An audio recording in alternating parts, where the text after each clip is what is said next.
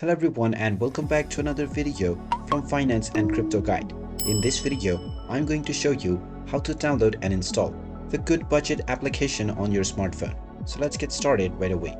First of all, from your Android device, open up the Google Play Store, and once it is opened up, tap on the search box at the top section and then type in Goodbudget and start your search.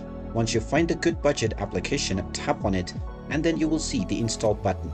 Tap on the install button and this will begin the download and installation of the Goodbudget application on your device.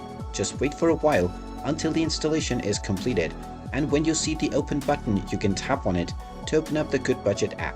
And once the application is opened up, you can proceed forward with signing in to your existing account or registering for a new one in order to start using the Goodbudget app on your smartphone.